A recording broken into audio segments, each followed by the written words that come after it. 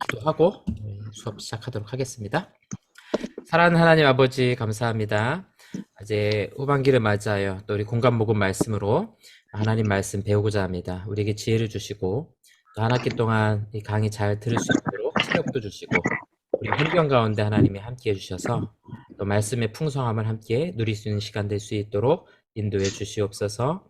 수고하고 애쓰며 또 하나님의 은혜를 사모하는 사랑하는 주의 자녀들에게 큰 은혜 베풀어 주시기 원하오며 예수님의 이름으로 기도합니다. 아멘. 반갑습니다. 반갑습니다. 첫 시간이니까요. 출석을 좀 불러보도록 하겠습니다. 학교 다닐 때는 이 출석 부르는 게 좋은지 몰랐는데 학교를 안 다니니까 어떤 추억의 일들이 되어버렸죠. 또 들어오시네요. 예.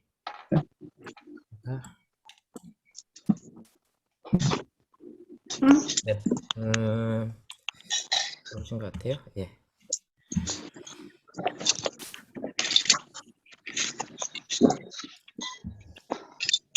자, 그럼 지금부터 선생님은 아니지만 출석을 부를 테니까 우리 학생들은 큰 소리로 대답을 해주시고 그냥 대답하시면 좀 심심하니까 손을 힘차게 한번 흔드시면서 밝은 표정으로 대답을 하시면 좋겠습니다. 김민경 예, 학생님이 못 들어오신 것 같아요. 예. 김성자 권사님, 네. 김현식 권사님, 네. 네.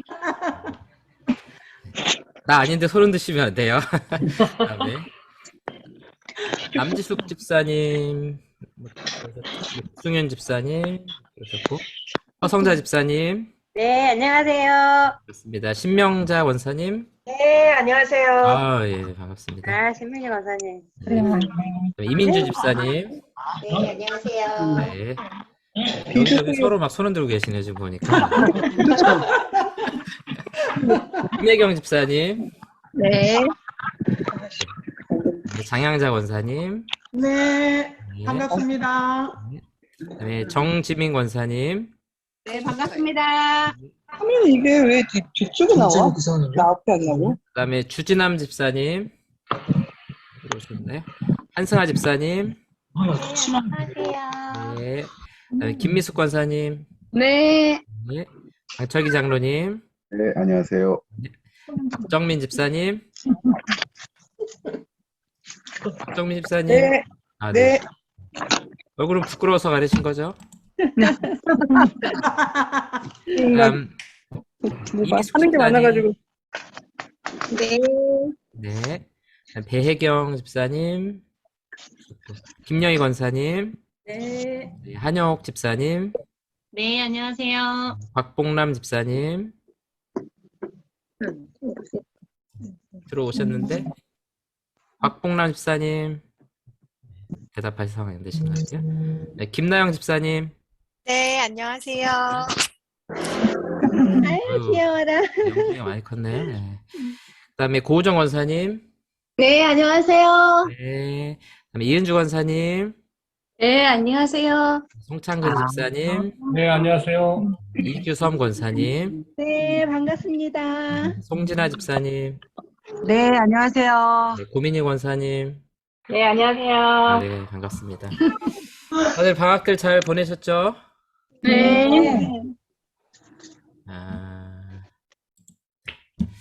이렇게 수업을 하니까 학창 시절에 수업 듣던 생각이 나고 그러네요. 오늘 이번 학기는 우리 이제 신청하신 것처럼 공간복음입니다. 이제 우리 오늘 첫 수업 시간 때 하겠지만 세 개 복음서 마태, 마가, 누가복음 이 세 개의 복음서를 우리가 공간복음이라고 부릅니다. 그래서 그 의미하고 또 이제 어떻게 우리가 이 책을 읽어 나갈 것인가 또 우리 수업의 목표는 무엇인가 이런 것들을 같이 오늘 살펴보겠습니다. 자, 조금 늦게 들어오셨는데 목소연 집사님, 예, 안녕하세요. 네, 잘 들리시죠? 예, 예. 그다음에 주진남 집사님, 네. 네. 저희 클래스 이렇게 부부가 같이 들으시는 가정이 세 가정인데요. 아주 보기 좋습니다.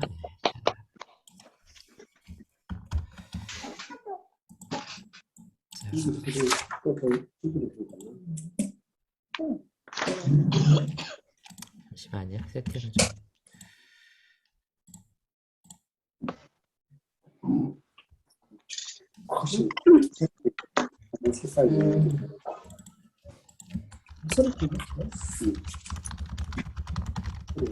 아이고, 홍상아씨까지요. 곽봉남 집사님 소리는 들리세요? 아유, 또 고양이까지. 귀여워.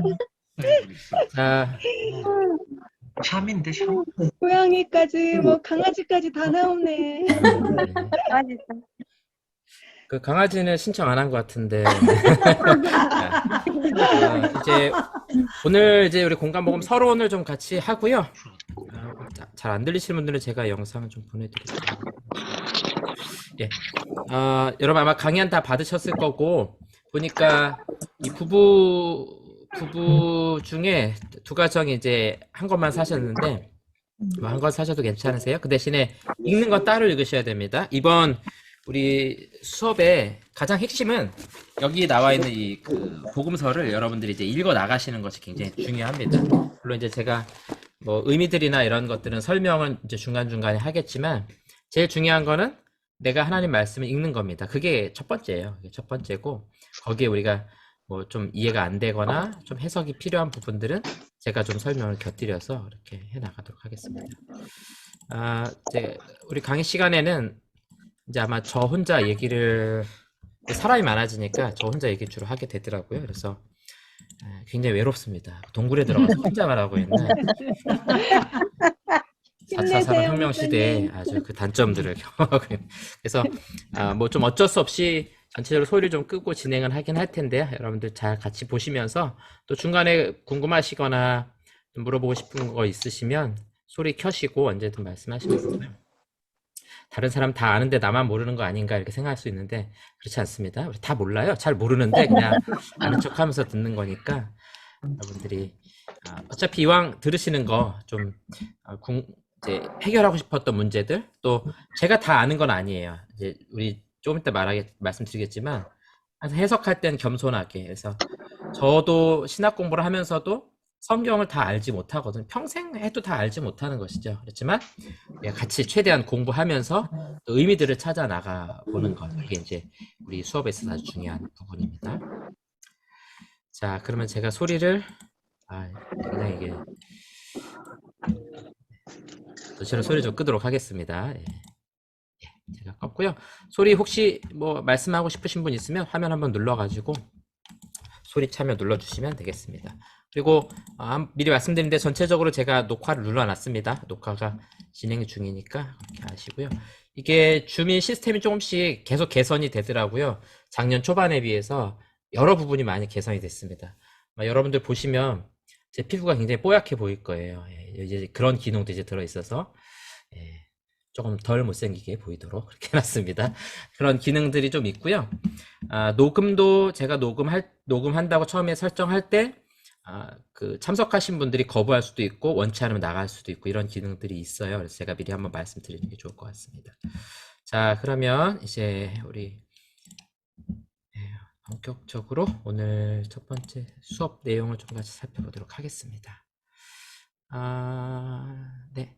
이제 여러분 가정에서도 이제 아이들이 뭐 줌 수업도 하고 막 할 텐데 이게 장점도 있지만 단점도 좀 있기도 하죠. 그래서 될 수 있으면 얼굴 켜주시면 좋고요. 뭐 잠깐 비우거나 그럴 때는 뭐 잠깐 끄셔도 괜찮습니다. 제가 한 번씩 여러분들 표정이 어떤지 이렇게 보고 있어요.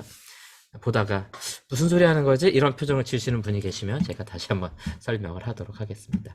자, 오늘 1강, 오늘은 서론에 대해서 살펴볼 겁니다. 아마 여러분들 강의 안에는 뭐 첫 페이지 정도만 오늘은 이제 포함이 될 것 같아요.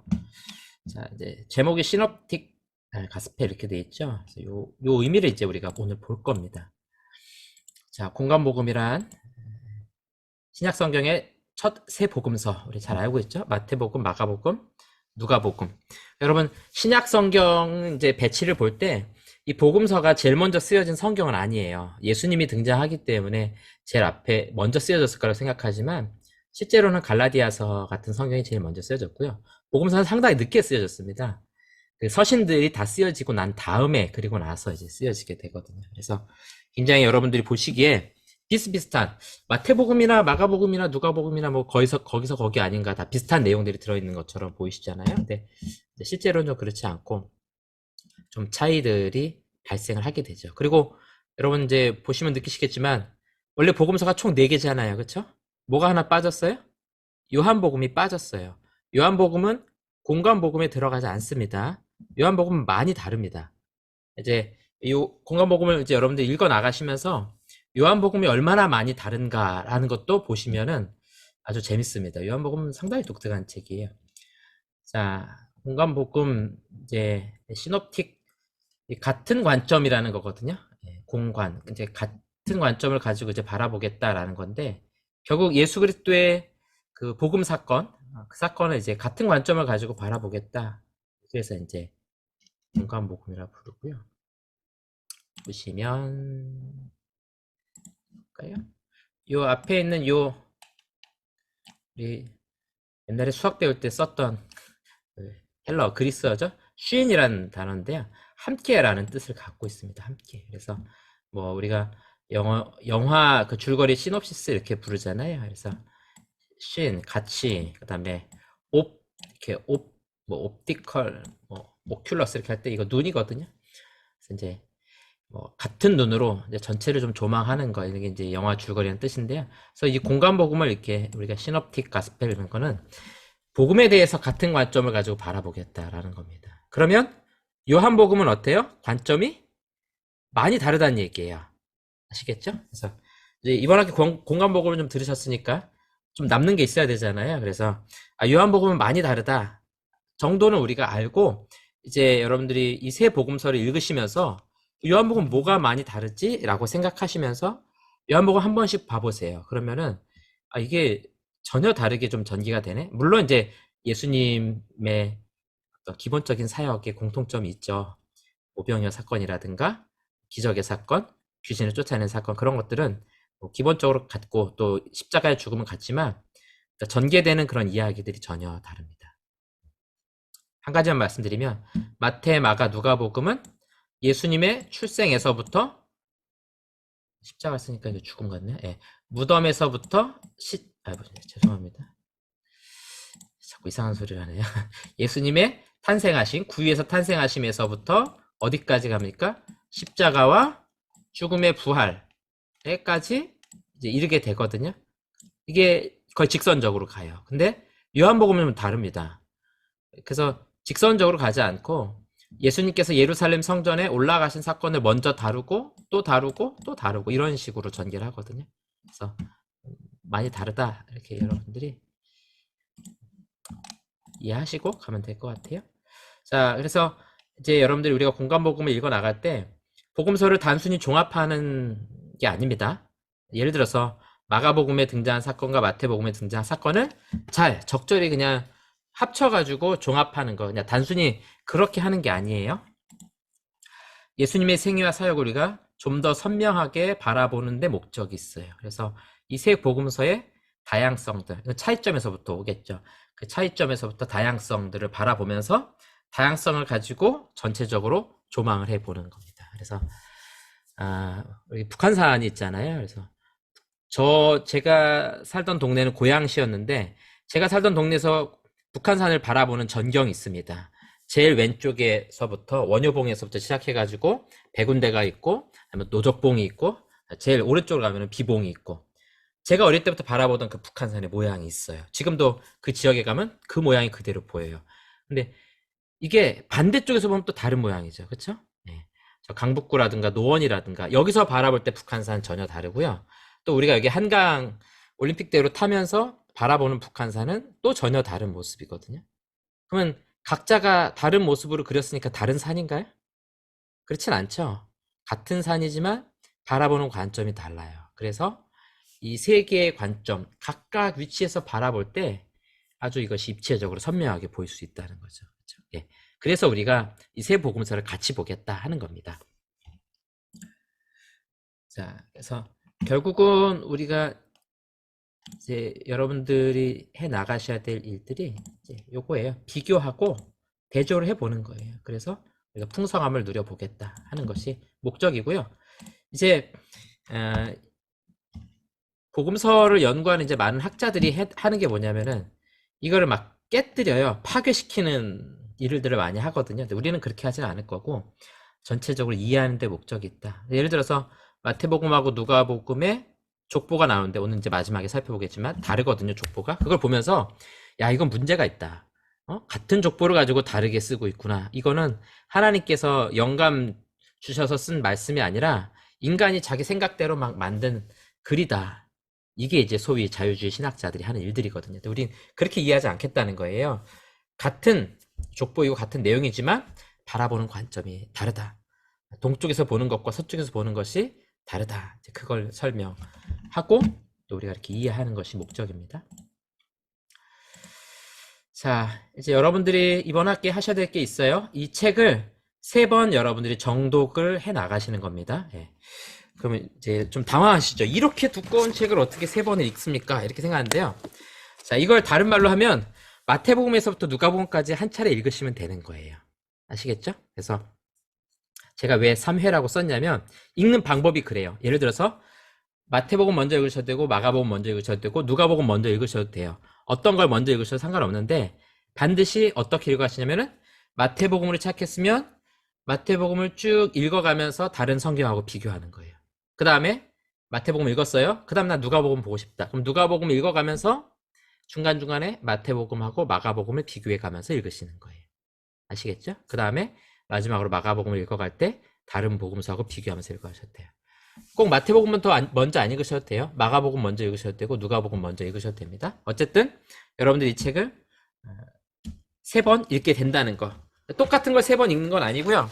이 책을 보시면 항상 이렇게 3칸으로 돼 있습니다. 3칸으로 돼 있는데 마태복음을 시작하신 분은 이 칸을 중심으로 읽어 나가면 되는 거예요. 그 다음 장 넘겨서도 마찬가지로 마태복음 칸을 중심으로 읽어 가시면 되겠어요. 제가 한 번 더 이건 설명을 할 겁니다. 자, 그래서 이제 부부가 한 권을 사신 분들은 각자 따로 읽으세요. 한 분이 마태복음 읽어 나가시면 다른 분은 마가복음이나 누가복음 먼저 읽어 나가시고 대신에 각자가 읽으셔야 돼요. 각자 읽으시고 색연필이나 볼펜을 다른 색으로 하셔가지고 각자 체크를 해 나가셔야 돼요. 조금 이제 안 좋은 점은 이제 내가 다른 점을 찾아야 되는데 다른 사람이 찾아놓은 걸 내가 발견하게 되면 좀 김 빠진 사이다의 느낌이 나실 수 있어요. 여러분들이 이런 게 있었어 하고 발견하는 그 재미가 있어야 됩니다. 아시겠죠? 예.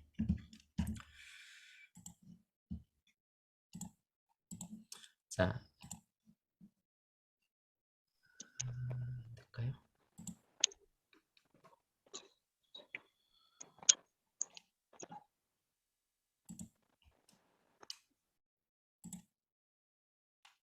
보시면 자, 요거 이제 설명해 드릴 거예요. 차이점이 있는 것을 여러분들이 체크를 하세요. 그래서 나는 어떤 식으로 체크할 건가를 생각하셔야 돼. 예를 들어서 다른 점은 삼각형으로 하겠다.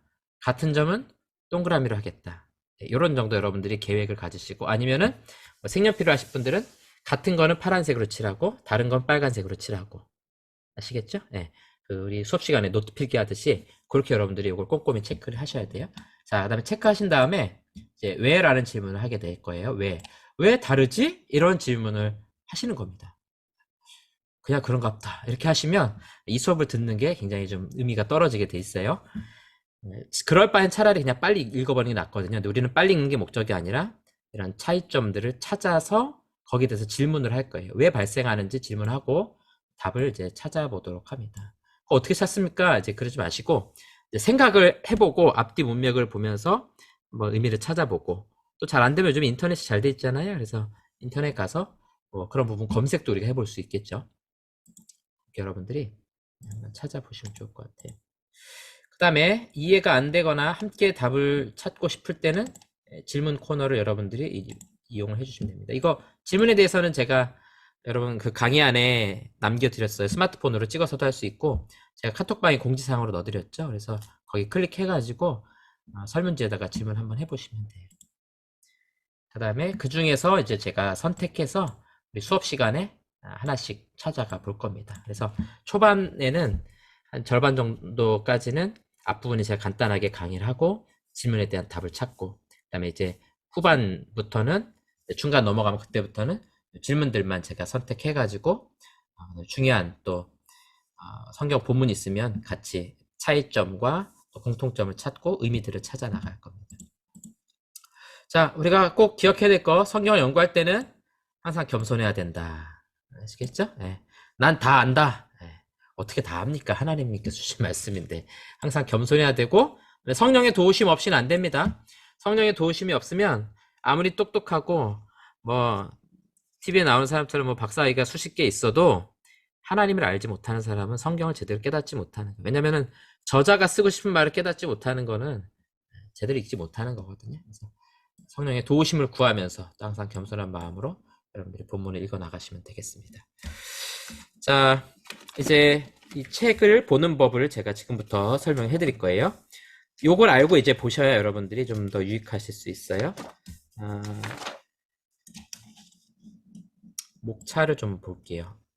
이게 어디냐면은 여러분들 앞에 제가 설명해 놓은 거 말고 이제 본문으로 들어가서 목차 부분에 있습니다.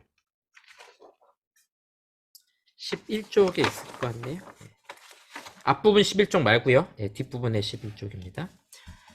자, 보시면 이제 요 차례가 11쪽에서부터 쭉 설명이 돼 있죠. 그래서 복음서의 특징을 따라서 이제 앞부분 예수님의 탄생하심이라든가 복음의 시작에서부터 예수님의 십자가의 죽음까지 순서대로 마태, 마가, 누가복음이 공통적으로 그렇게 전체적으로 진행되고 있어요. 자, 그래서 이 차례에 보시면 각각의 사건들, 이 세 복음서에 나오는 모든 사건들을 다 이거 정리해 놓은 겁니다. 이 책은 그 제가 신학대학원 다닐 때 저희 그 교수님이셨던 정운택 교수님이 직접 만드신, 직접 번역도 하신 거예요. 여러분, 그 우리가 보는 개역개정하고 약간 번역이 달라요. 왜냐면 직접 본인이 이제 번역을 하셔서 넣으셨기 때문에 직접 번역하시면서 순서대로 다 맞춘 건데, 보시면 자, 이 16번 요한의 톡 볼까요? 화면을 잘 보세요. 여러분 강의한 보셔도 되고요. 누가복음 3장 19절 20절은 찐하게 돼 있죠. 그 다음에 그 앞에 마태복음 14장 3절에서 4절은 흐리게 돼 있고 마가복음 6장 17절에서 18절도 흐리게 돼 있어요. 그렇죠? 예. 이제 이 뒤에 보시면 내용들이 전체적으로 이렇게 돼 있습니다. 흐린 글씨가 있고 굵은 글씨가 있어요. 아, 목사님, 나 눈이 안 보여가지고 잘 모르겠어요. 이런 분도 계실 수 있는데, 잘 보시면, 이게 인쇄 상태가 좀 아쉬워요. 왜냐면은, 교수님이 돌아가셨어요. 아직 젊으신 데 돌아가셔가지고, 이 개정판을 못 내가지고, 이 책을 구할 수가 없어서 제가 한 권 겨우 구해서 이게 제본한 거라서 잘 안 보이거든요. 보시면, 얇은 글씨가 있고 굵은 글씨가 있는데, 굵은 글씨는 뭘 말하냐면, 성경이 순서대로 배열된 거예요. 보세요. 누가복음 3장 15절에서 18절까지, 그 다음 본문 누가복음 3장 19절에서 20절까지, 그 다음 본문 누가복음 3장 21절에서 22절까지. 그렇죠? 이렇게 순서대로 가 있어요. 그러니까 우리가 성경을 읽을 때 굵은 글씨 중심으로 읽어가시면 돼요. 아시겠죠? 이거 잘 체크해 놓으셔야 돼요. 성경을 읽을 때 굵은 글씨 중심으로 읽어가시면 순서대로 읽으실 수가 있는 겁니다. 이 책이 굉장히 신기한 책이에요. 자, 그 다음에 마태복음 볼게요. 자, 화면을 잘 보세요. 요한의 메시아 설교, 마태복음 3장 11절에서 12절에 있어요. 그 다음 본문은 마태복음 3장 13절이죠. 여기가 나오는 거예요. 예수님의 세례. 그러니까 마태는 요한의 메시아 설교 15번 한 다음에 17번 예수님의 세례로 넘어가요. 그 다음에 예수님의 시험으로 넘어가요. 여기 본문 순서예요. 그러면 이 중간에 가는 글씨로 돼 있는 마태복음 14장 3절 4절, 마태복음 1장 1절에서 17절, 이건 뭐냐? 이거는 마태는 요 순서대로 쓰지 않았던 다른 데 있는 본문이 누가복음과 비교했을 때 여기 와야 된다는 거고요.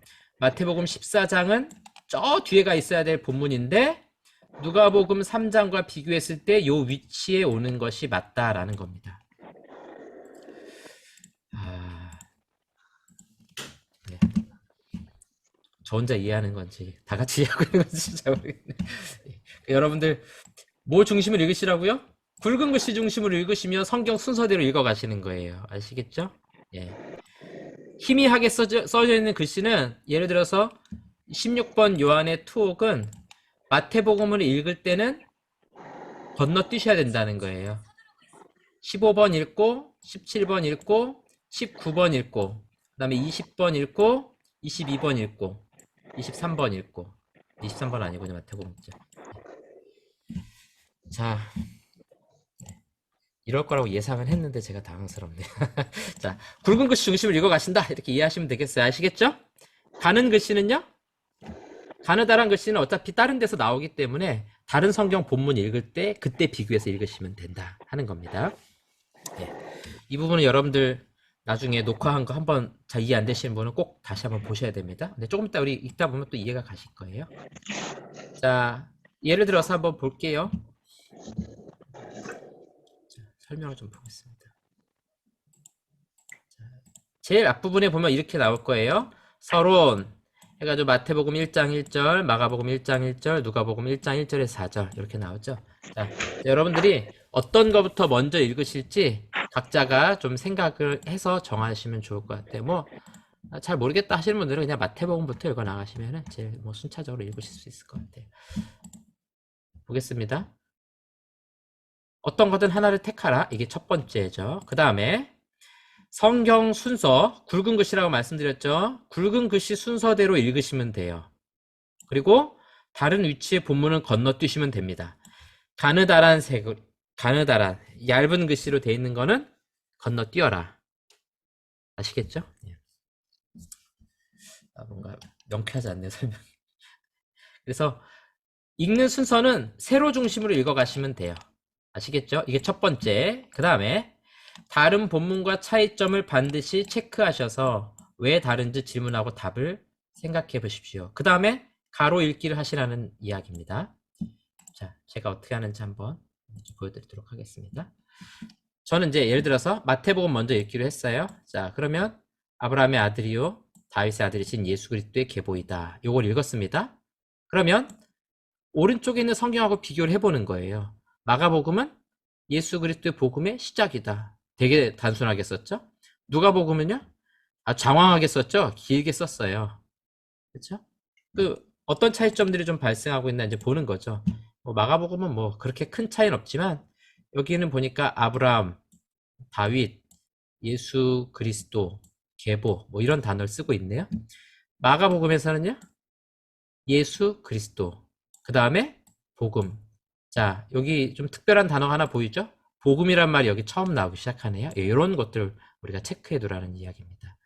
누가복음 보니까 장황하죠. 우리 가운데 이루어진 일들에 관한 이야기를 엮으려고 많은 사람이 손을 댔습니다. 처음부터 말씀의 목격자와 일꾼이 된 사람들이 뭐 이렇게 쭉 설명을 하는데 보니까 데오빌로 각하, 뭐 사람 이름도 부르네요. 그쵸? 네, 이런 특징이 있다는 거 여러분들이 체크를 해 놓으시면 됩니다.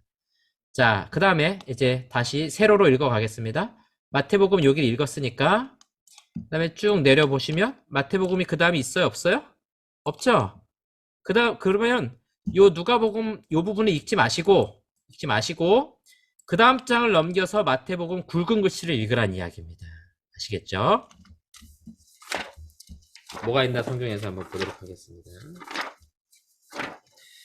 보니까 24페이지 펴도 마태복음 없고 25페이지 펴도 마태복음 없고 26페이지 펴니까 마태복음 1장 2절에서 17절 예수님의 족보가 나오네요. 그쵸?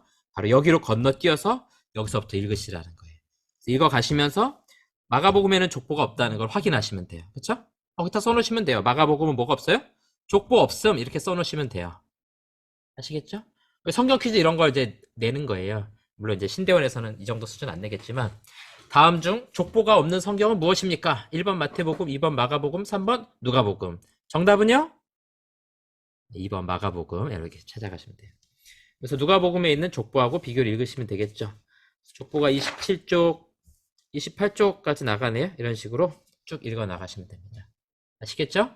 세로로 읽고 읽어가면서 가로로 비교해서 읽고 또 세로로 내려가다가 가로로 비교해서 읽고 그 다음에 차이점이 있는 것은 체크하고 뭐 여기는 르이 있고 은는 이가가 있고 이런 걸 체크하지 마시고요. 좀 특별한 단어 또 비슷한 내용인데 다른 단어를 쓰고 있다. 이런 것들 여러분들이 체크를 하시면 됩니다. 자, 여기 이제 또 하나 우리가 샘플을 좀 볼게요. 보시면, 자, 내가 마태복음 읽어 나가고 있어요. 4장 1절, 11절 읽어 나가고 있어요. 자, 보니까 예수님께서 시험 받으시는 장면이네요. 그래서 이제 요 부분을 쭉 읽으시면 되겠죠? 그쵸? 읽으시고, 이거 하고 다른 본문을 비교해 보는 거죠. 마가복음에 뭐라고 돼 있는가? 보니까 마태복음 이렇게 긴데, 마가복음은 어때요? 없죠? 요런 걸 체크해 놓으시면 돼요. 마가복음에는 예수님의 시험에 대해서 자세히 쓰지 않는다. 이렇게 여러분 체크해 놓으시면 돼요. 벌써 우리가 마가복음 몇 개 안 했는데 특징이 나오죠. 마가복음의 특징이 뭐가 있어요? 지금 보니까 내용이 별로 없죠. 그렇죠? 많이 생략하고 있습니다. 상당히 많이 생략하고 있어요. 그 다음에 누가복음 비교해 보니까 누가복음 상당히 비슷해요. 자, 여기 이제 이런 게 나오죠. 누가복음 봤는데 여기 중간에 지우고 해볼게요. 마태복음은 여기가 다 굵은 글씨예요. 근데 누가복음은 여기 중간에가 어때요? 가는 글씨로 돼 있죠. 자, 이게 이제 무슨 의미냐면 보시면 여기가 4절, 그 다음에 5절이 나와야 되는 위치인데 5절이 어디가 있어요? 이 아래가 있죠. 이 중간은 9절에서부터 12절까지 내용이에요. 그 말은 뭐냐면 이 뒤편에 있어야 될 본문이 마태복음하고 비교했을 때 위로 올라오더라, 그런 의미입니다. 아시겠죠? 예. 그러니까 마태복음하고 누가복음이 순서가 다른 거예요. 예수님이 시험 받는 순서가 다르다는 거예요. 아시겠죠? 그리고 요 가느다란 글씨는 뒤에 가면 어차피 또 나올 거라는 의미예요. 아시겠죠? 예. 자, 그래서 여러분들이 마태복음 순서로 예를 들어서 읽어간다 그러면 쭉 읽으시고 비교하고 비교해보고 비교해보고 이렇게 읽어 나가시면 돼요.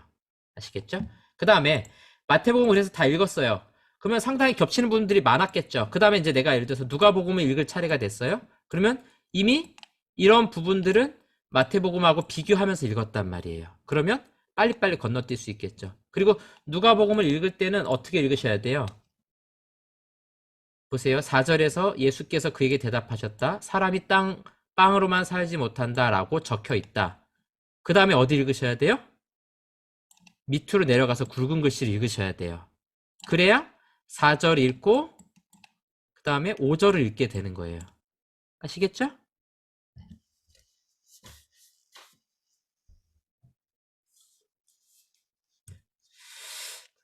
걱정이네요. 다음 주에. 자, 강의한 사람이 말을 잘 못하면 어쩔 수 없네요. 네. 한번 여러분들이 집에서 읽어보시고 조금 읽다 보시면 이렇게 읽으라는 거는. 자, 그 마태복음 4장 1절 11절 이렇게 읽으시면 되죠. 여기는 주 너의 하나님께 경배하고 그분만 섬겨라 라고 적혀있기 때문입니다.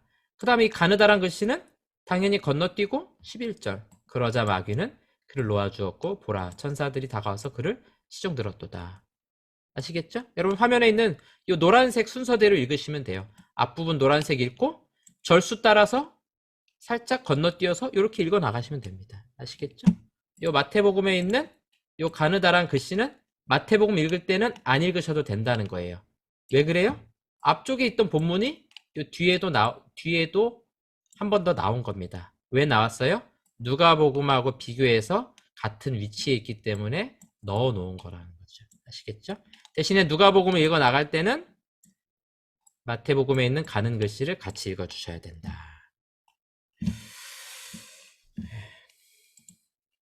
자, 그 다음에 자, 설명은 이제 이 정도만 할게요. 어떻게 읽어 나가시는지 여러분들이 좀 잘 이해 안 되시면 일단 한번 읽어보세요. 읽어보시면 왜 까만 글씨 중심으로 읽으라고 했구나라는 게 자연스럽게 이해되실 겁니다. 자, 그 다음에 이제 여러분들이 이제 체크해야 될 것들 어떤 식으로 체크해 나가면 되는지를 제가 좀 보여드릴게요. 자, 마태복음은 이제 9장에 해당되고 마가복음 2장하고 누가복음 5장에 나오는 본문입니다. 그 중풍병자 이야기 잘 아시죠? 네, 4명의 친구들이 중풍병자를 데리고 왔어요. 사람들이 많아서 못 들어갔죠? 어디로 들어갔습니까? 네, 지붕으로 갔죠? 여러분 강의안 안 보셔도 됩니다. 이거 강의안 찾으려면 오래 걸려요. 오래 걸리고 강의안 이거 찾으려면 어디 있나 이렇게 찾으면 안 찾아져요. 굵은 글씨 갖고 찾으셔야 돼요. 마가복음 2장을 가지고 찾으셔야 됩니다. 그럼 쭉 넘기다 보시면 마가복음만을 중심으로 쭉 넘기다 보면 마가복음 2장이 이 53쪽에 나오죠. 예, 이런 식으로 찾아가시는 겁니다. 자, 여러분 그 화면을 보세요. 자, 중풍병자 이야기가 보니까 마태, 마가, 누가복음 다 등장하네요. 그죠? 세 복음서마다 다 공통적으로 등장하는 이야기였다는 거죠. 그런데 좀 이상하죠? 제가 이제 노란색 친 거 보세요. 마태복음 중풍병자, 마가복음 중풍병자, 누가복음은요? 없네요. 중풍병자가 안 나와요. 그렇죠? 예, 이런 걸 여러분들이 체크하시는 거예요. 예, 체크해 놓으시면 돼요. 자, 그 다음에 쭉 내려가 보니까 마가복음은 이렇게 나오네요. 지붕을 걷어내고 구멍을 뚫어서. 상상이 되시죠? 예, 지붕을 걷어내고 구멍을 뚫어서. 누가복음은 뭐라고 말해요? 지붕 위에 올라가서 그를 침대째 기와들 사이로 달아내서. 자, 안 보이던 새로운 단어가 하나 보였죠? 이게 뭡니까? 기와입니다. 기와. 분명히 마태복음이나 마가복음에는 기와라는 단어가 없어요. 근데 어디에만 있어요? 누가복음만 기와, 기와장, 그쵸? 이게 나온다는 거거든요. 그래서 이제 여러분들이 질문을 해보시는 거죠. 누가복음은 왜 기와장이라고 이야기했을까? 이렇게 한번쯤 질문해 보는 겁니다. 답이 잘 안 나와요, 이런 거는. 이거는 이제 역사적인 배경을 우리가 좀 봐야 되는 건데, 어쨌든 이런 차이들이 있다라는 것을 여러분들이 체크해 나가시면 될 것 같습니다. 자, 그 다음에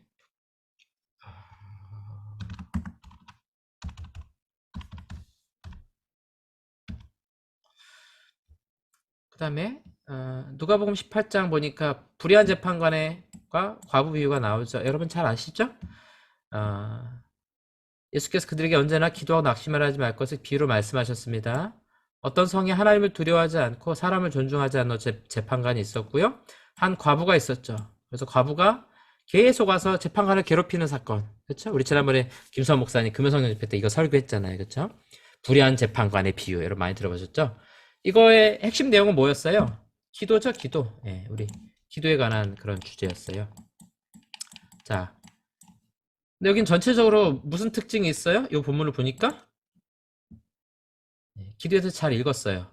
여기 보니까 마태복음에 이 내용 없네요, 그쵸? 네. 마가복음에 없어요. 그러면 불의한 재판관 비유는 어디만 나오는 거다? 누가복음에만 나온다. 자, 그게 무슨 의미가 있는가? 이제 이렇게 질문해 볼 수가 있는 거죠. 그 밑에 거를 한번 보면은 이 불의한 재판관 이야기의 의미를 우리가 좀 찾을 수 있어요. 그 다음에 보니까 누가복음 18장 1절에서 8절, 그 다음에 9절에서 14절 보니까 이번에는 바리새인과 세리 이야기가 나오네요.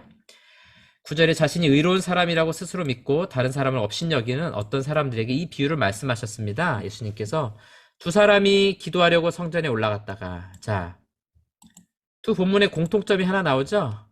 위에선 주제가 기도, 그 다음에 아래서도 뭐가 나와요? 기도.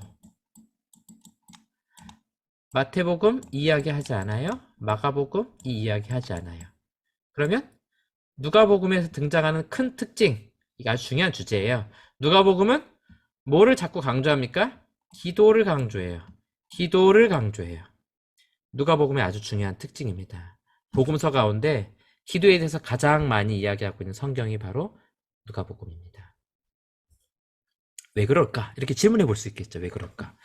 누가는 기도를 많이 해서 그럴까? 뭐 그렇게 우리가 질문해 볼 수도 있고, 사도행전하고 연장선상에서 생각해 본다면 사도행전에 기도와 관련된 일들이 많이 일어났죠. 그렇죠? 오순절 기도할 때 성령 임한 사건이 있었죠. 네, 바울과 실라가 빌립보 감옥에 갇혔을 때 찬송하고 기도하니까 옥문이 열리는 기적이 일어났고, 베드로도 감옥에 있을 때 신자들이 모여가지고 기도하니까 감옥에서 나오게 되는 그런 사건들이 있었죠. 그러니까 이 기도하는 일들에 대해서 가장 많이 경험해 본 사람이 누가이겠죠. 누가 사도행전을 썼던. 그래서 누가는 성령에 대해서도 제일 많이 기록하고 있습니다. 요한복음보다 누가복음이 성령에 대한 단어가 훨씬 더 많아요. 네, 이게 바로 각 복음서의 특징에 해당이 되는 겁니다. 이런 것들을 이제 우리가 찾아가 보는 거죠. 같이 이제 찾아가 보는 겁니다. 그 다음에 예수님 탄생하신 사건 있죠. 그렇죠? 네. 자, 예수님께서 자, 대충 가려놓고. 자, 지금부터 퀴즈를 내겠습니다. 네. 자, 예수님께서 태어나신 곳이 어딘가요? 도시는 어딘가요? 도시. 자, 제가 입모양을 좀 보도록 하겠습니다. 예수님 태어나신 도시 어디예요? 베들렘. 네, 베들레헴. 아, 네, 막 소리를 참여해 주시네요. 자, 태어난 구체적인 장소는 어디입니까?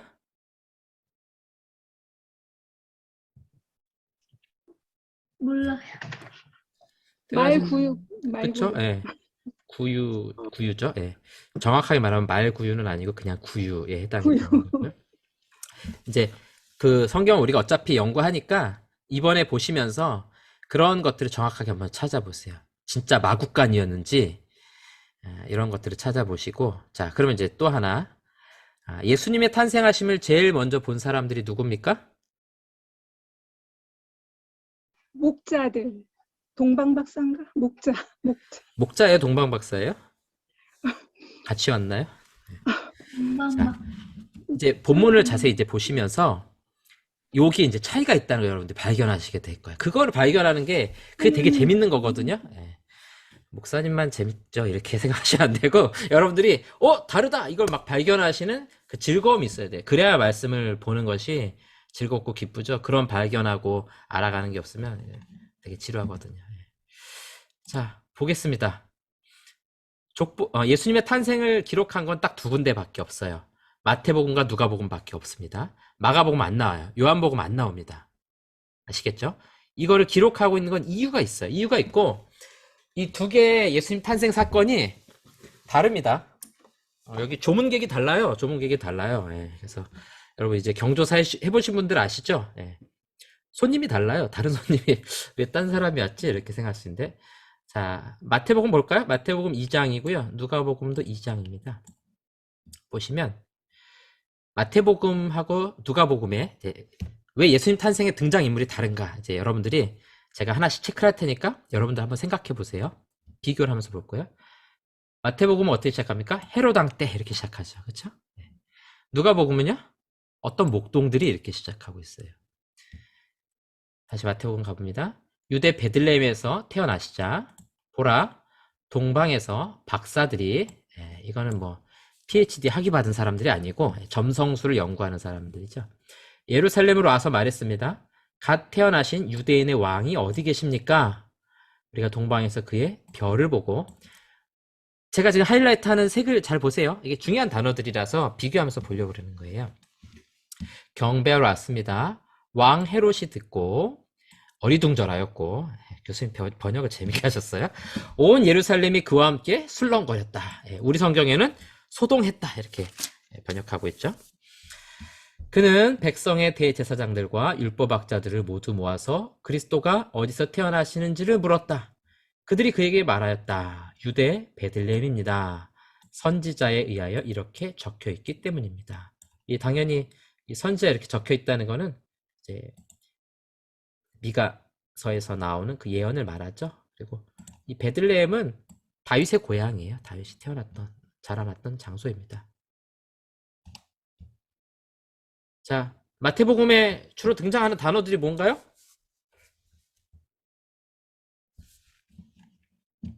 왕, 박사, 베들레헴, 예루살렘, 또 왕, 별, 왕, 그다음에 베들레헴. 자, 이런 단어들이 주로 등장하죠. 누가복음 볼게요. 이제 우리가 아이고 실수로 다 지웠네. 우리가 어릴 때 이 성탄절 때 이거 연극하잖아요. 그쵸? 연극할 때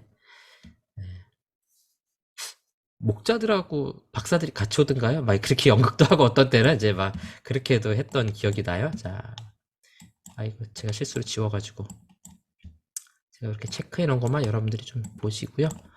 자, 누가복음을 좀 보도록 하겠습니다. 누가복음은 다른 새로 찍어요. 목동들이 노숙하며 참 번역을 재밌게 하셔서 노숙하며. 그 다음에 양떼를 지키고 있었는데 주의 천사가 그들에게 나타나고 주님의 영광이 그들을 둘러비추자 그들은 무척 무서워하였다. 천사가 그들에게 말하였다. 무서워하지 말라. 보아라. 내가 모든 백성에게 미칠 큰 기쁨의 좋은 소식을 너희에게 전하기 때문이다. 오늘 다윗성에 너희를 위하여 구원자가 태어나셨다. 곧 그리스도 주님이시다. 너희는 포대기에 쌓인 채 구유에 누워 있는 아주 한국적인 포대기에 누워있는 채 구유에 누워있는 한 아기를 발견할 것이다. 자, 보세요. 마태복음에서 등장했던 단어들 왕, 박사, 베들레헴, 예루살렘 다 어떻습니까? 가장 높은 지도자, 가장 중요한 도시들, 그다음에 별이 나타났다는 것은 평범한 일이 아니잖아요. 아주 특별한 것이잖아요. 네, 다 이런 분위기로 가고 있어요. 그러면서 질문 자체가 뭐였어요? 유대인의 왕이 어디 계십니까? 이렇게 질문하고 있잖아요. 보세요. 여기 구유에서 태어났다는 얘기 없죠? 네, 목동들 이런 얘기 나오지 않아요. 모든 백성을 위한 구원자다 이런 얘기 안 해요. 유대인의 왕이라고 이야기해요. 그렇죠? 네. 그러니까 마태복음은 읽는 사람들이 다 누가 좋아하고 누가 관심 있는 단어들이냐? 이건 다 유대인들한테 다 관심 있는 단어들인 거예요. 유대인의 왕으로 나섰다 그러니까. 그렇죠? 전체적으로 유대인들 왕. 그래서 유대인의 왕. 우리 유대를 구원할 메시아의 탄생. 그렇게. 그래서 왕의 탄생이기 때문에 굉장히 뭔가 화려하고 헤롯이라는 왕이 등장하고 박사들, 높은 사람들이 경배하러 선물을 가지고 오는 이런 장면들이죠. 그렇죠? 반면에 누가복음을 보시면 분위기가 어떻습니까? 일단 뭐 박사들이라든가 왕이라든가 이런 이야기는 하지 않습니다. 전반적으로 지금 등장하고 있는 인물들 자체가 목동들. 목동은 이 당시에도 가장 가난한 계층들이에요. 양 훔쳐가는 사람들이라 생각했고 이 사람들의 생활 자체가 뭐예요? 노숙한다 그랬죠? 이게 뭐냐면은 목동들이 이제 양을 이제 우리한테 집어넣기도 하잖아요. 거기서 같이 자요. 네, 이게 노숙한다는 거는 막 들판에 있다 이런 의미보다는 밤인데 뭘 들판에 있겠습니까? 위험한데. 우리 안으로 데려오는데 우리가 우리가 뭐 지금처럼 뭐 하우스가 돼 있고 막 이런 게 아니잖아요. 그냥 울타리만 있는 거예요. 근데 목동들이 뭐 짐승이 올 수도 있고 도둑이 올 수도 있으니까 뭐 지금처럼 세콤 있는 것도 아니잖아요. 근데 거기서 같이 자요. 그러니까 가장 천한 계층들, 가장 불쌍한 사람들 주목하지 않는 사람들, 그런 사람들에게 천사가 나타나셔서 예수님의 탄생을 이야기하는 겁니다. 그래서 유대인의 왕이다 이런 이야기 하지 않아요. 모든 백성에게 미칠 큰 기쁨의 좋은 소식. 그러니까 기본적으로 누가는 예수 그리스도에 대해서 어떻게 생각하는 거예요? 온 인류를 구원할 메시아라고 생각하는 거예요. 지구를 그린 겁니다, 제가. 온 인류의 구원자. 마태는요? 유대인의 왕. 우리 유대인들이 기다리던 우리의 메시아. 그리스도가 오셨다. 어디서요? 다윗의 고향인 베들레헴에서. 그리고 예루살렘에서 그 일들이 선포되고 있다는 거죠. 전혀 분위기가 다른 거예요. 그래서 여기서는 구유에 누워있는 아기를 발견할 것이다. 포대기에 쌓인 채 구유에 누워있는. 그러니까 메시아인데 어때요? 초라한 거예요. 그 구유니까 짐승들이 밥 먹는 그 밥통 있잖아요. 거기 누워있는 모습이거든요. 그래서 누가복음에서는 아주 초라하고 보잘것없는 인간의 모습으로 오신 메시아. 누가복음의 특징이 뭐냐? 예수 그리스도의 인성, 인간 되심, 온 인류를 구원할 구원자. 반대로 마태복음은요? 유대인의 왕, 유대를 구원할 유대의 메시아. 아시겠죠? 전혀 다른 분위기로 지금 메시아에 대해서 설명하고 있는 겁니다. 네. 자, 그래서 이제 뭐 추가로 좀 설명드리자면 이 구유에 누워있는 아기를 찾아온 첫 번째 손님들은 목동들이에요. 예, 아주 일찍 찾아온 겁니다. 예수님께서 할례도 받으시기 전에 거의 태어나신 날 그 밤 정도에 찾아온 게 목동들이고요. 이 동방에서 온 박사들은 그 밤에 찾아온 건 아니에요. 오히려 조금 더 시간을 가지고 찾아오게 되는 것을 우리가 알 수 있습니다. 자, 이런 차이점들을 여러분들이 이제 체크해 나가시면서 읽으시면 되고요. 우리 수업 때는 이런 차이점 또 공통점들을 제가 체크하면서 어떤 의미로 이런 내용들을 전달하고 있는가라는 것을 같이 살펴볼 겁니다. 참고로 이 복음서는 제일 어려운 성경입니다. 성경 전체에서 제일 어려운 성경이에요. 저도 그 말 처음 들었을 때, 뭐 이거 우리 다 아는 내용 아닌가? 이게 뭐 제일 어렵지? 이렇게 생각했거든요. 근데 그렇지가 않아요. 복음서가 저는 설교하면 할수록 제일 어려운 것 같아요. 어렵고 여러 가지 의미들 또 그것을 자세히 해석하고 이해하는 데 있어서 사실 굉장히 어려운 본문이 복음서이기도 합니다. 그래서 우리가 겸손하게 이걸 해석해 나가야겠다라고 말씀드린 게 우리가 의미를 항상 다 알 수 있는 건 아니에요. 최대한 우리가 원래 의미에 가까운 것을 찾아가긴 하겠지만 우리가 연구하고 연구해도 완전히 다 알 수는 없다라는 그런 겸손함을 가지고 살펴볼 겁니다. 자, 예수님 돌아가실 때 모습도 좀 볼까요? 마태복음. 자, 이제 우리 좀 여러 가지 관점들이 생겼죠? 마태복음은 누구를 말하고 있습니까? 왕에 대해서 말하고 있죠. 유대인의 왕, 유대인의 메시아. 그래서 예수님 돌아가실 때도 그 왕의 모습을 계속 간직하고 있어요. 보시면 가시나무를 잘라 관을 엮어 머리에 올려놓고 가시관을 썼잖아요. 그쵸? 네. 마가복음에서도 이거 쓰는데 누가복음은 오히려 쓰지를 않고 있어요. 이런 내용들을. 그래서 뭔가 이렇게 관을 쓰는 모습. 이거는 이제 원래 그 면류관이라는 거는 뭐 우리가 마라톤에서 승리한 사람이 쓰잖아요. 또 황제가 쓰게 돼 있거든요. 네. 이거 조롱하는 거죠. 네. 너가 우리의 그리스도냐, 메시아냐, 유대인의 왕이냐 그러면서 가시나무로 초라하게 만들어가지고 비웃는 거거든요. 자, 오른손에는 갈대를 쥐고, 예. 이 오른손은 이제 어떤 권위, 갈대를 줬다는 거는 이것도 이제 초라한 건데 그 군대 가면 지휘관들이 그 이런 지휘봉을 들고 다닙니다. 이거 너무 좀 허술하긴 한데 이 큰 지휘봉을 이렇게 꽂고 다녀요. 그러면서 뭐 이렇게 지휘도 하고 막 하거든요. 이 지휘봉 이거 규라 그러죠. 우리 성경에도 보면 이제 홀 이렇게 나오는데 어떤 지휘관의 상징입니다. 내가 이런 지휘권을 가지고 있다 이런 상징이거든요. 근데 예수님께서 뭘 쥐고 계시는 거예요? 갈대라는 지휘관, 초라한 지휘봉이죠. 초라한 면류관, 초라한 지휘봉. 그러면서 인사할 때도 유대인의 임금님. 마가복음에서도 이게 비슷하게 등장을 하게 됩니다. 하지만 누가복음에서는 등장하고 있지 않다라는 그런 특징들이 좀 있습니다. 요한복음에서는 또 좀 다릅니다. 네, 여러분들이 그렇게 보시고요.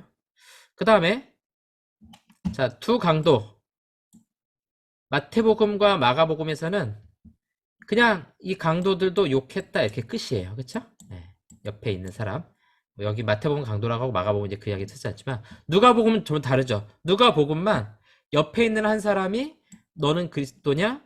내 자신을 우리에게 구원해봐라 라고 한 사람은 이제 조롱하는데 또 한 사람은 어때요? 회개하죠. 네. 꾸짖으면서 같은 판결을 받았으면 너는 하나님을 두려워하지 않느냐? 우리는 우리가 젖은 일에 해당하는 벌을 받고 있어서 이것이 당연하지만 이 사람은 잘못이라고는 아무것도 하지 않았다. 그러면서 예수여 당신의 나라에 들어갈 때 저를 기억해 주소서. 예수님께서 말씀하시죠. 참으로 내가 내게 말하노니 내가 오늘 나와 함께 낙원에 있으리라. 왜 누가복음만 이 강도가 구원받았다는 걸 이야기하고 있을까요? 이런 걸 우리가 질문하는 거예요. 이 공간복음을 읽는다는 거는 이런 것들을 질문하고 이런 것들의 의미, 답을 찾아가는 겁니다. 근데 우리가 이제 앞에서 했지만 마태복음은 왕이신 예수님, 그렇죠? 왕이신 구원자. 또 마가복음은 이제 고난받는 그리스도, 이제 그런 이야기를 할 거고, 누가복음은 아까 제가 처음에 뭐라고 말씀드렸어요? 예수님의 인성이 중요하다 이런 말씀 드렸죠. 그러면서 동시에 온 인류를 구원하신 메시아. 그러니까 온 인류에 누가 들어가는 거예요? 강도도 포함이 되는 거예요. 여기 이제 악인들, 소위 한쪽에 있는 강도. 이 사람의 구원, 죄인의 구원. 그래서 누가복음은 특별히 병든 자들, 이방인들, 그 다음에 멸시받고 모욕당하는 사람들, 그런 사람들의 어떤 구원에 대해서 많이 이야기를 하게 됩니다. 그러면 누가라는 사람 자체가 유대인이 아니었고 이방인이었죠. 헬라인이었죠. 그렇기 때문에 구원이 유대인들만을 위한 것이 아니라 온 이방 사람들을 위한 것, 연약한 자들을 위한 것, 고통받는 자들을 위한 것. 왜냐하면 예수님 자신이 가장 낮은 구위에서 태어나셨잖아요. 거기서부터 시작하는 거거든요. 그래서 고난당하시고 멸시당하시고, 그게 누구를 위한 겁니까? 우리와 같은 이방인들, 우리와 같은 죄인들을 위한 예수 그리스도의 구원이다. 그래서 이런 강도의 구원에 대해서도 누가복음만이 이렇게 이야기하고 있는 겁니다. 자, 이제 오늘 시간이 되게 많을 거라 생각했는데 거의 다 했네요. 우리 한 가지 본문을 우리가 의미를 찾을 겁니다. 여러분들 성경 있으신 분들은 마태복음 1장하고 누가복음 3장을 좀 비교하면서 보시면 좋을 것 같고요. 또 강의안도 여러분 보시면 39쪽 38, 39, 그다음에 40쪽까지가 이 족보에 관한 겁니다. 여러분 강의 안에서 좀 보시고요. 이제 두 개의 족보가 달라요. 예수님의 족보가 두 번 등장하는데 마태복음 1장하고 누가복음 3장에 등장하는데 서로 다른 사람 족보 같아요. 조금 비슷하긴 한데 이거 이제 읽으시면서 이게 왜 다르지? 이렇게 질문해 볼 수 있겠죠. 한 번도 질문 안 하신 분들은 이제 조금 관심이 없으신 거니까 이제부터는 질문을 하셔야 돼요. 누가복음의 족보는 좀 다른 거예요. 여러분들 보시면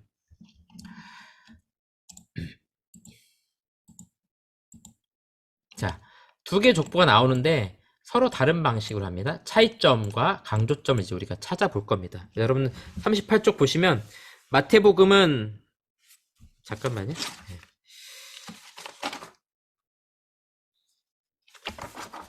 38쪽은 두 번째 나오는 족보네요. 네, 거기 보셔도 되고요. 앞쪽에 있는 족보 26쪽에서부터 28쪽을 보셔도 됩니다. 똑같아요. 똑같은데 배치만 약간 다른 겁니다. 앞쪽에서는 누가복음이 가는 글씨로 되어 있고 뒤쪽에서는 마태복음이 가는 글씨로 되어 있어요. 자, 뭐 아무데나 편한 데 보세요. 자, 26쪽 보고 설명할게요. 마태복음은 시작할 때 아브라함은 이삭을 낳고 이렇게 시작하죠. 근데 원래 이제 마태복음 1장 1절에 보면 아브라함과 다윗의 자손 예수 그리스도의 계보라 이렇게 시작하고 있어요. 그러면서 우리가 잘 아는 것처럼 아브라함이 이삭을 낳고 이삭이 야곱을 낳고 해서 어디까지 갑니까? 16절에 그리스도라 칭하는 예수가 나시니라 이렇게 하고 있죠. 소위 우리가 생각하는 제일 편한 족보입니다. 그렇죠? 네. 조상에서부터 우리까지 설명해 나가는 거고요. 누가복음은 좀 달라요. 거꾸로 가죠. 보시면 예수께서 활동을 시작하실 때 30살쯤이셨는데 알려진 대로 하면 이제 요 번역이 우리가 가지고 있는 누가복음 성경하고 좀 달라요. 우리 개역개정에 보면 이렇게 말합니다. 요셉의 아들이니 예수님이 요셉의 위는 헬리오, 그 위는 마따니요, 그 위는 레위요. 이게 우리 개역개정 성경이 이 번역이 되게 아쉬운 부분이 여기에요. 영어 성경은 The son of 누구누구 이렇게 돼 있어요. 그러니까 누구의 아들이요, 누구의 아들이요. 그러니까 예수님은 요셉의 아들이요, 요셉은 헬리의 아들이요, 마따의 아들이요, 레위의 아들이요, 멜기의 아들이요 이렇게 가거든요. 그래서 여기 우리 강의한 번역에도 그렇게 돼 있어요. 그러니까 여러분들이 강의 안에 있는 이 번역 성경을 읽으시는 건 상당히 정확하게 읽으시는 거니까 믿고 읽어 나가시면 돼요. 요 아들이요라는 단어가 들어와야 정상이에요. 요거만 보면 개역개정 성경만 보면 조금 아쉬워요. 이렇게 자, 두 개가 다르죠? 이제 비교하면서 제가 원래는 실습을 좀 하려고 했는데 시간이 별로 없어가지고 제가 빨리 그냥 그 의미를 좀 찾아가 보도록 하겠습니다. 오늘 요거 하나만 할 거예요. 마태복음 1장과 누가복음 3장 23절 38절 비교를 해보세요. 여기 나오죠? 보실 때 여러분들 이런 걸 체크하셔야 돼요. 활동을 시작하실 때 30살쯤이었더라. 없죠? 예. 그 다음에 요것도 줄쳐놓으세요. 알려진 대로 하면 이런 단어가 들어가 있어요. 그러니까 예수님은 잘 알려져 있다는 거예요. 뭐가 잘 알려져 있다는 거예요? 요셉의 아들이라는 게 잘 알려져 있다는 겁니다. 그리고 이런 족보가 요 지역에서는 잘 알려져 있었다라는 거죠. 그러니까 예수님은 어떤 분이라는 걸 지금 이야기하고 있는 거예요. 그 동네 사람 잘 아는 대로 요셉의 아들이에요. 이렇게 이야기하고 있는 거예요. 마태복음은요? 아브라함부터 딱 시작하죠. 그러니까 딱 이거 보는 순간에 누가 마음에 감동이 제일 오겠습니까? 이 족보에 해당되는 사람이 가장 감동이 오는 거죠. 예. 제가 진주광씨인데 진주광씨 족보에 관심 있지 어디 김혜김 씨 들으면 그런 사람 있나 이렇게 생각하겠죠. 내 족보 제일 위에 누가 있는가 그거를 보게 돼 있어요. 그래서 저희 예전에 살던 집에도 족보가 있었는데 그건 아마 좀 관심이 가죠. 우리 가문이니까. 그래서 아브라함부터 시작을 하게 돼 있어요. 그 다음에 1절에서 나오는 것처럼 다윗, 아브라함과 다윗 두 사람 얘기했을 때 가슴이 뭉클해지는 사람들 바로 유대인들 있죠. 자기들의 족보라는 거예요. 그렇죠? 그래서 마태복음은 유대인들의 족보입니다. 동시에 왕들의 족보에 해당이 되는 거예요. 일단 보세요. 쭉 내려가서요. 여기서 잘려요. 예수님의 족보는 다 기록하지 않아요. 다 기록하지 않아요. 그 다음에 누가복음의 족보는 우리가 알지 못하는 사람들이 엄청 나옵니다. 그 다음에 좀 위로 올라가다 보면 아는 사람들이 이제 여기서부터 나오죠. 다윗 나오고 이세 나오고 오벳, 보아스, 살몬, 나손, 암미나답, 베레스, 유다, 야곱 그렇죠? 이 중간에 있는 사람들은 도대체 이런 사람들이 있나 싶어요. 그 다음에 비교해 보면은 이 마태복음의 족보하고 다릅니다. 사람이 달라요. 전혀 달라요. 대수도 다르고 사람도 다르고 이게 우리를 당황스럽게 하죠. 그래서 이제 초대교회에서는 아마 여러분들 그런 이야기 들어보셨을 텐데 누가복음의 족보는 마리아의 족보다 뭐 이런 말도 하는데 그거는 맞지는 않아요. 그냥 상상에 의해서 쓴 거고. 자, 이제 주목해야 될 건 이제 그리고 이제 마지막 부분이죠. 자, 각 족보가 말하고 싶은 거. 17절 마태복음 1장 17절 아브라함부터 다윗까지 연례대요. 다윗에서부터 바벨론 잡혀갈 때까지 연례대요. 바벨론에 잡혀간 때부터 그리스도까지 연례되리라. 자, 뭐가 좀 이상하죠? 네. 소위 인터넷 뉴스 보면은 뭐 조작설 이런 거 나오잖아요. 뭐 음모론 이런 거 나오죠. 뭔가 짜 맞춘 거예요. 14대, 14대, 14대, 14대씩 딱 칸을 일부러 만들어 놓은 겁니다, 지금. 여기는 그런 말 하지 않아요. 대신에 누가복음은 아담까지 올라가요. 그 다음에 마지막에 누구 말해요? 하나님의 아들이시다. 분위기가 다른 거예요. 여기는 누구의 아들, 예수님에서부터 시작해서 요셉의 아들. 근데 우리가 너무 잘 알고 있는 바로 그 요셉, 그 사람의 아들이야. 뭔가 사람의 아들이라는 이야기를 계속하고 예수님은 결국 누구의 아들입니까? 하나님의 아들이다. 그 이야기를 하고 싶은 거예요. 마태복음에서는요. 예수님은 우리 조상 아브라함과 다윗의 계보에서 나온 메시아다. 그 이야기를 하고 싶은 거죠. 그렇죠? 네. 마태복음은 범위가 좁아요. 유대인에게로 한정되는 거죠. 누가복음은요? 예수 그리스도의 기원은 하나님으로부터 시작한다. 우리 모든 인류의 구원자, 하나님의 아들이시다. 다른 이야기를 하는 겁니다. 자, 이렇게 정리하겠습니다. 그래서 아브라함과 다윗의 자손 1절에 나오는 이게 중요한 겁니다. 계보. 마지막에도 가서 한 번 더 이야기하죠. 그래서 아브라함과 다윗의 혈통을 계속해서 강조하는 겁니다. 왜냐면 아브라함 하면 뭐가 딱 생각나요? 하나님의 언약. 창세기 12장에 나오는 그 언약 딱 생각나게 하고요. 다윗 이야기하는 순간에 다윗의 자손에서 메시아가 나올 것이다 라는 그 예언의 말씀이 딱 생각납니다. 시편 2편에 보면은 거기서 벌써 다윗의 자손에서 이런 메시아가 올 것을 예고하고 있죠. 자, 이 하강하는 방식의 족보 가장 일반적이죠. 그래서 이거는 왕의 족보와 연결이 됩니다. 그래서 왕의 족보예요. 마태복음 1장은 왕의 족보입니다. 왕의 족보. 누구 왕입니까? 2장에 보니까 유대인의 왕으로 나시니 이렇게 얘기하죠. 그러니까 이 족보 이야기하고 왕 이야기하고 다 연결이 되는 거예요. 그래서 예수님은 유대인의 왕으로 나신 분, 유대인의 메시아. 그 다음에 14대 이렇게 말씀드렸는데요. 자, 여기 한번 보세요. 중간에 보시면 수업식 우리 성경 본문 배우는 시간이니까 이런 것도 한번 해봐야죠. 요게 이제 히브리어입니다. 히브리어인데 요쪽 오른쪽에서부터 읽어 나가는 거예요. 이렇게 읽어 나가게 돼 있어요. 그래서 요 첫 번째 요렇게 쓴 거 보이시죠? 네, 이게 디귿 받침이고요. 이게 요렇게 새로 쓴 게 우, 이 이렇게 하는 약간 모음에 해당이 돼요. 그 다음에 또 한번 이렇게 쓰죠? 네, 이건 마찬가지로 디귿 받침에 해당이 돼요. 그래서 다윗. 영어 데이빗보다 우리 한국말에 더 가깝죠. 그래서 히브리어는 한국말하고 굉장히 비슷합니다. 히브리어 구원자는 예수스예요. 예수스. 우리 예수하고 똑같아요. 자, 그래서 다윗이라는 말이 이제 히브리어 이걸 숫자로 읽을 수 있거든요. 그래서 이게 D가 숫자 4가 돼요. 네 번째 있는 그 알파벳이거든요. 그 다음에 이 와우라는 거는 여섯 번째 있는 거고요. 그 다음에 이거 D는 다시 한번 4에 해당이 돼요. 4, 6, 4 합치면 몇이에요? 14. 그러니까 성경에서 아브라함부터 다윗까지 연례돼요. 뭐가 생각나요? 다윗. 그 다음에 다윗부터 바벨론으로 사로잡혀갈 때까지 연례돼요. 또 다윗 생각나고 바벨론에서부터 그리스도까지 또 연례. 계속해서 뭐가 생각나는 거예요?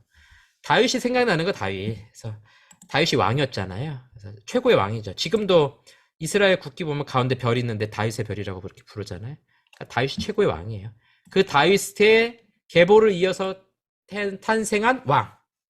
우리의 구원자 다윗의 위를 이어서. 왜냐하면 다윗 언약에서 하나님께서 너의 왕위를 영원하도록 만들어주겠다. 너의 나라를 영원하도록 해주겠다. 사무엘하 7장에 나오거든요. 그 언약의 말씀 그대로 다윗 자손에서 예수님 탄생하신 겁니다. 다윗의 고향이 어디라 그랬어요? 베들레헴. 예수님께서 그 다윗의 고향 베들레헴에 태어나셨어요. 그러니까 마태복음은 철저하게 예수님 탄생에 대해서 누구 생각나게 계속하는 거예요? 다윗이 계속 생각나는 거예요. 예. 그래서 왕의 족보다 이렇게 생각하시면 돼요. 누가복음은요? 다윗 중요하지 않아요. 이방인들한테 다윗이 무슨 상관입니까? 예. 자, 제일 또 특징이 뭐냐면 제일 앞에 족보가 나오지 않아요. 예수님의 세례와 예수님 시험 당하는 사건 사이에 등장해요. 그렇죠? 근데 세례 받는 것도 인간이 하는 거고 시험 당하는 것도 인간이 받는 거잖아요. 그렇죠?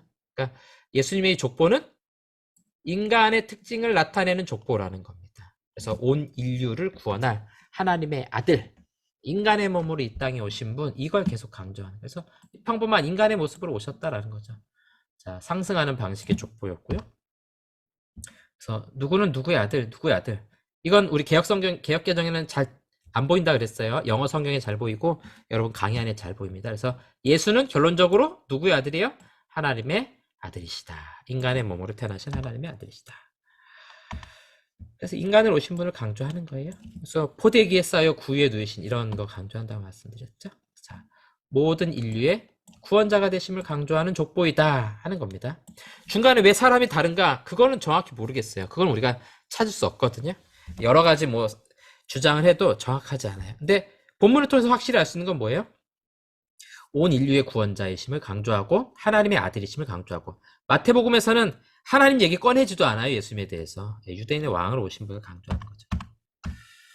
자, 오늘 마지막 결론입니다. 이제 여러분들이 앞으로 한 권씩 선택해서 읽어 나가세요. 읽어 나가시는 순서는 세로로 읽고 세로로 읽어 나가다가 가로로 비교하면서 읽고 세로로 읽을 때는 반드시 어떤 글씨요? 굵은 글씨 중심으로 읽어 나가라 하는 거죠.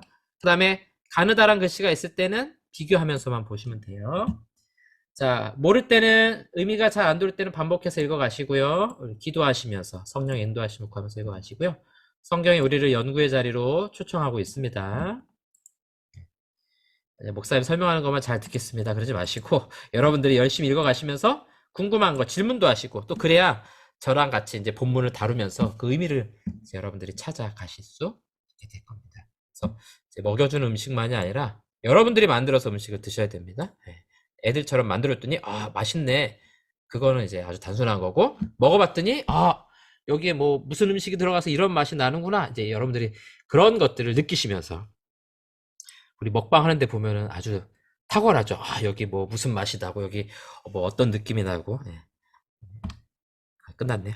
자, 그런 마음으로 여러분들 한 학기 동안 성경을 읽어 나가시면 될 것 같습니다. 자, 네. 30분에 맞춰야 되는데 오늘 조금 초과 수업을 했네요.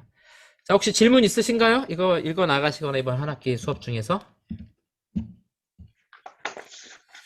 자, 여기서 질문하기 어려우신 분들은 여러분들이 그 질문 코너를 이용해서 질문하시면 제가 답도 해드리고 또 우리 강의 시간에 같이 나눌 거 있으면 같이 나누고 이야기하도록 하겠습니다. 이거 어떻게 읽는지 혹시라도 진짜 잘 모르시겠다 하는 분들 계시면 저한테 오십시오. 제가 자세하게 잘 설명을 해드리도록 하겠습니다. 예, 제가 좀 걱정을 했는데 걱정한 것이 현실이 돼서 좀 안타까운 것 같습니다. 자, 제가 기도하고 오늘 마치도록 하겠습니다.